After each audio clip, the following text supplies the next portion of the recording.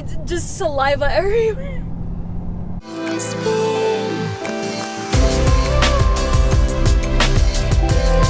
Hello, fine people of the interwebs. It's your favorite abandoned warehouse, Sarah here, with another car review. And today I have the 2020 Chevrolet Corvette Stingray with the Z51 Performance Pack. There's a jet flying overhead right now. You're probably noticing that the leading edge of the frunk right here looks like it was designed by the engineers of the F-117. You're probably thinking this is an enemy aircraft or a Decepticon. My jokes are absolutely terrible today. Anyway, the name of this color is called Rapid Blue. Hands down, one of my favorites, especially the fact that there is no chrome anywhere on this car. As you can even see on the Corvette logo on the front of the hood, it's just black on the edges. My personal opinion, the Z51 Performance Package, absolute no-brainer when you're getting a C8 Corvette. It entails a lot of stuff, but I'm gonna get into that a little bit further when we nerd out into the garage. Up front, you can see it does have massive Brembo brakes, as well as double staggered carbon flash painted 19-inch wheels in the front and 20-inch wheels in the rear. Also part of the Z51 Performance Pack, this does have an upgraded cooling system over the standard trim model of the Vette. And something I noticed when you shut the car off, you can hear the aftercooler fans come on to help extract some of the heat from the engine bay back here. I get it, the car's got a wide ass, you gotta be able to see past it, but geez, these mirrors stick out super far. I kinda like it though, I kinda do. Big ears are cute. That's crazy. Oh, don't mind me, I'm just sticking my head in random holes on this car. The back vents here are also functional, and around the exhaust tips back there, there's actually some heat insulation. The rear wing's also part of the Z51 package, and you notice it has a little double humps on either side. It reminds me of the old Subaru B4 Blitzkrieg, Blizzard, Dairy Queen. It's absolutely adorable. There's a little Stingray right here on the top of the trunk lid. And yes, this does have a trunk as well as a frunk. Pop. Open this up. That's impressive how much room there is back here. I'm sure they used a pair of golf clubs as a unit of measure, but still, this is a decent amount of space. I'll have to show you the frunk as well. Watch this. Also, when you shut it, it's got a little robot that closes it for you. Button. That's crazy. There's so much space in here, room for activities. The battery is hidden underneath that plastic nightmare right there, so don't let it go dead. There's an LED light in the front as well as a 12-volt power outlet, so your gymnast that lives in the front can charge their smartphone or light a cigarette. Had it been a little warmer than 48 degrees, I probably would have taken my top off to show you guys it's possible, but I'm going to leave it on just because. As far as the interior goes, absolutely astonishing in here. It might look like black on camera, but this is actually a dark navy blue headliner, as well as the dash, the door cards, the seats, all dark blue, and it does have this light blue accent. It's called Tension and Twilight Blue Dipped. It's a weird name. Oh, bolstering is amazing. But on top of that, they're super comfortable. It's a performance seat that is comfortable. It's heated and ventilated. It comes at a cost though. This 3LT premium package is $11,000 in change, and that one's hard to swallow. On top of that, there's some other features added. You're waiting for an innuendo to come out of my mouth? No, I'm sorry. And it does have a nose lift feature. I actually recommend that one, especially if you have a slope to your driveway that you'll just rip a lip off with. It does look like an absolute cluster of buttons that runs along this ridge right here in the center console, but it's actually intelligent the way they did this. It's almost mirrored for the driver side controls and the passenger side controls. There's little bits of variation in between there that doesn't make that completely symmetrical, but also has this little wireless charge buoy for your phone here in the center. I like how it says Corvette Stingray on the center speaker. And the steering wheel, the only complaint I have right here is the buttons to control your audio system. They feel cheap. That's like the one thing in here that feels cheap. Other than that, nothing else really feels cheap in here. The sun visors in here are tiny, and of course they sound like they're made out of wood. And they do have the label that says Advertisement de Cousin Goofball, because all cars need that label nowadays. It's important. The one thing I absolutely love about this car though is the rear view mirror on here. It is a camera based rear view mirror system that you can disable by flipping it down, but the quality of the camera is astonishing. I swear to you, when I was driving this thing, I was watching people parked behind me picking their nose, talking on their cell phones, the smallest little details. Like, you can definitely identify people in their cars behind you while they're driving. You can be like, I know that's George or Gertrude. Senior citizens driving behind me apparently. One sharp criticism about this thing though is there is not much space in here to store stuff. You pretty much have to rely on your frunk and trunk if you want to put anything in the car. The door pockets feel like the inside of a winter boot. It's really soft inside there. Time to fire this thing up.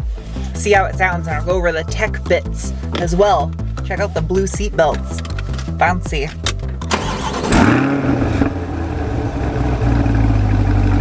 This does have an active exhaust system, so you can see what it sounds like in touring mode. And then I'll put it into track mode.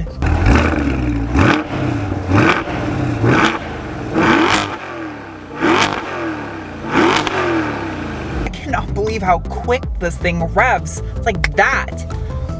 So good. All right, now as far as the gauges go on here, when you change between the various drive modes, which this thing has several of, you can go from weather to my mode, it's configurable to whatever way you want it, and then over to touring, to sport. I opened up the exhaust here, just get a little bit louder. And then when you go all the way over to your track mode, shows you pertinent information that you would want to know when you're on a track. Of course, it does have Fruit and Robot compatibility because it's 2020 and it has navigation and yeah, has a heads-up display. Sound system in this car, I don't know if it's just the shape of the interior or what, but the acoustics and the Bose stereo on point. Another feature this has I absolutely love, if you go into your menu and scroll over, it says PDR, and that's not paintless dent repair. If you go to PDR, it actually allows you to make video recordings using the car's cameras, and you can put on telemetry as well. So you can literally make YouTube videos off of the cameras on your car. All right, let's take this thing for a rep. Now, unfortunately, General Motors specifically sent me an email before doing this review asking that I do not take it on a track or do any hefty performance driving. What the f else is a Corvette for?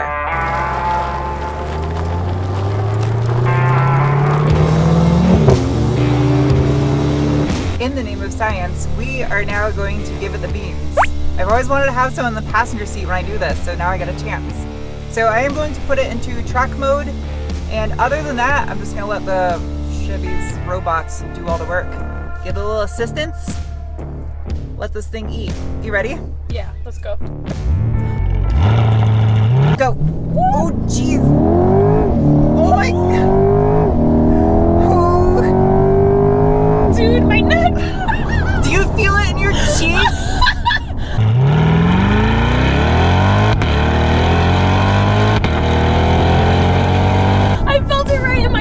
I felt my cheeks getting sucked back. I always loved being choked.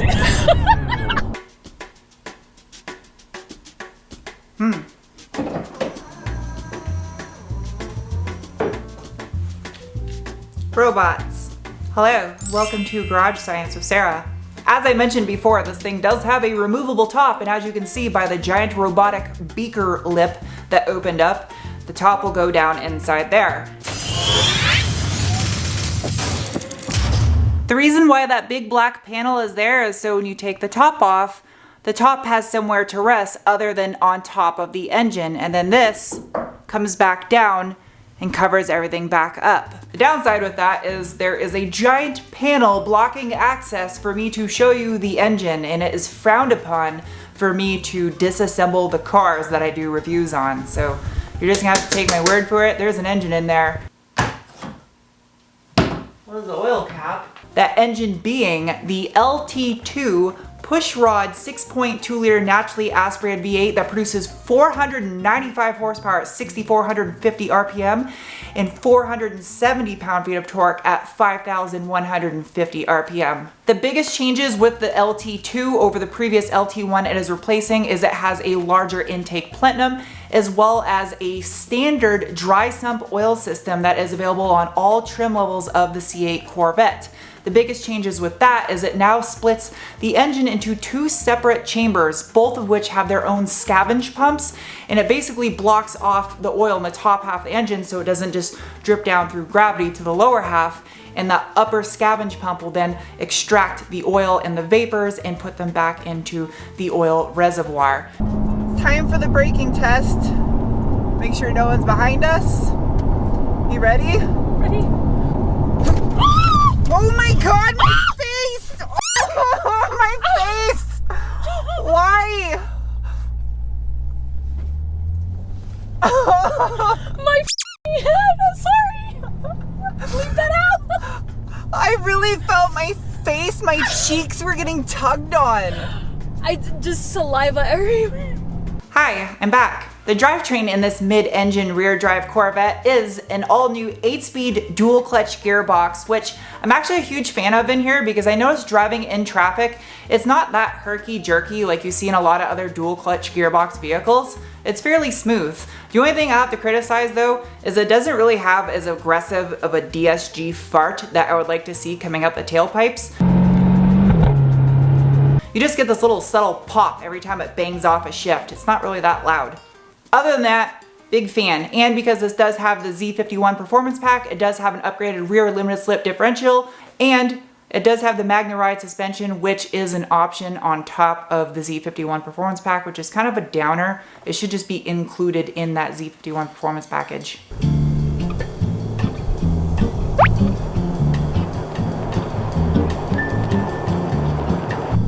Oh! My neck!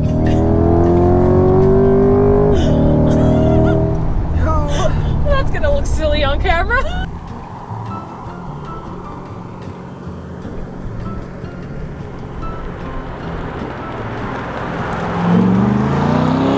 There's just so much grip in this car, and the front end does not feel light cornering this.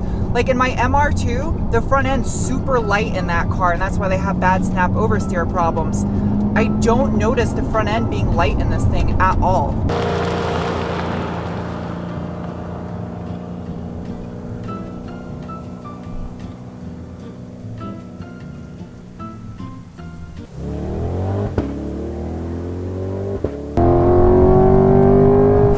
Oh my god, dude. This thing is like it's on rails.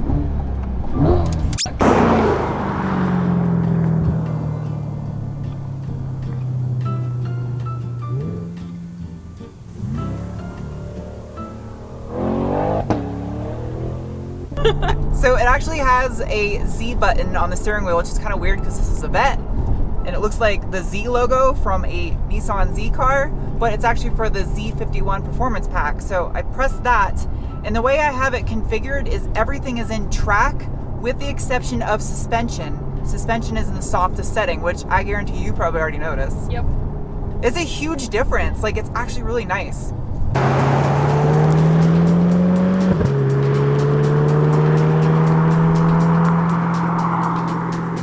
Big shout out to my friend Liz for hopping in the car with me for the Give It the Beans and the braking test. It's fun doing it with someone on the passenger seat to see their expressions on their face, which I'll see soon here when I edit this. Well, you guys are watching it, so it's already happened.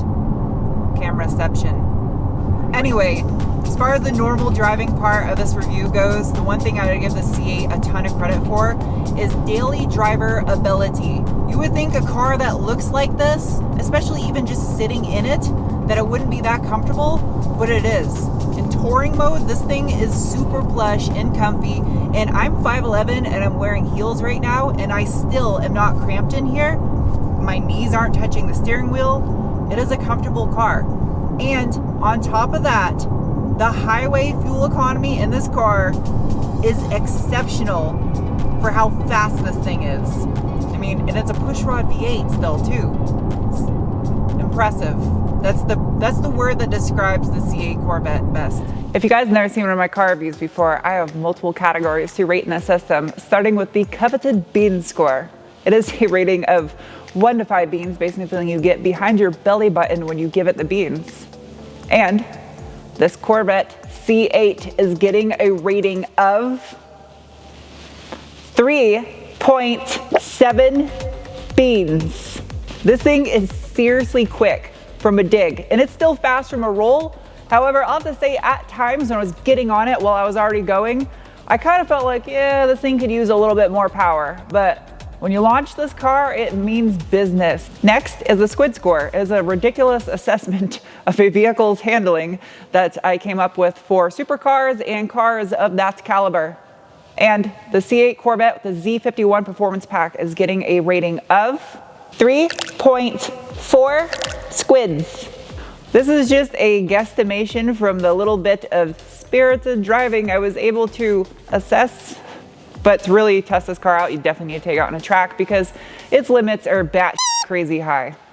Next is the cookie score. It has a rating of 1 to 5 cookies based on what you get for what you spend. It's assessment of value. And the 3LT trim with the Z51 Performance Pack is getting a rating of 5 cookies. Honestly, I don't care what trim spec you get this car in. I think it is astonishing value. And I am thoroughly impressed with the overall quality of this car. The question is though, is this thing going to drastically depreciate in value like previous generations of the Corvette once it's a couple years old? That we'll have to wait and see. Lastly is the Penguin score. It is an assessment of how much I personally like a car on a 1 to 5 Penguin scale. And this Vet right here, it's getting a rating of 5 penguins. I am so thoroughly impressed with this car. I can't say that enough. I absolutely love the color in and out on this thing too. The rapid blue with the blue interior. I think this is probably my favorite color combination as well. I don't know, it's a fantastic car. I'll just leave it at that. Anyway, I hope you guys enjoyed this review and I'll see you soon with another. Bye.